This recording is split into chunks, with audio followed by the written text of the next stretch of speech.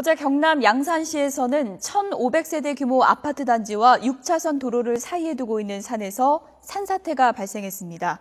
그런데 비가 다시 내리고 있어서 추가 붕괴 우려가 커지고 있는데요. 하지만 복구 작업은커녕 추가 붕괴를 막는 조치도 쉽지 않은 상황이라고 합니다.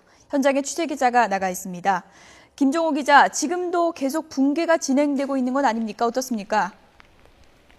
네, 오전부터 산사태 현장을 지켜보고 있었는데 아직 추가 붕괴가 이루어졌다라고 볼 만한 상황은 아직 벌어지지 않았습니다. 하지만 뒤로 보면 계속해서 흙이나 돌이 굴러떨어져 내리는 모습을 계속해서 볼 수 있기 때문에 안심할 수 없습니다. 거기에다가 비까지 계속 내리고 있어 이 무너진 곳뿐만 아니라 무너지지 않은 다른 곳도 혹시 붕괴가 생기지 않을까 걱정됩니다.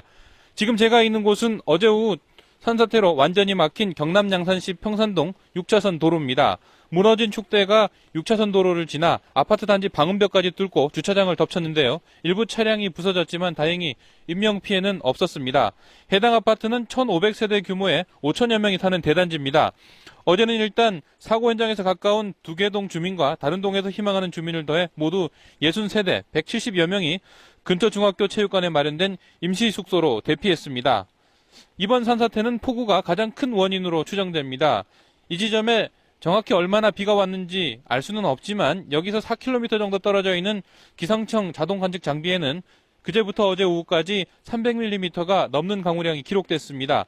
빗물이 한 곳으로 쏠리면서 축대가 무게를 견디지 못한 것으로 보입니다. 그런데 산사태 규모가 크고 추가 붕괴 우려가 있어 도로 복구 작업은 엄두도 못 내고 있습니다. 또 붕괴 사고가 나면 추가 피해를 막기 위해 붕괴면과 그 지점보다 높은 곳에 방수포를 설치하기도 하는데 워낙 사고 현장이 위험하다 보니 예방 작업도 불가능하다고 양산시 관계자가 설명했습니다.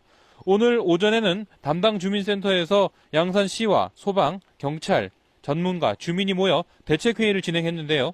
회의는 이미 끝났지만 아직 후속 대책이 마련되지 않아 주민 불안이 커지고 있습니다. 지금까지 양산시 평산동 산사태 현장에서 YTN 김종호입니다.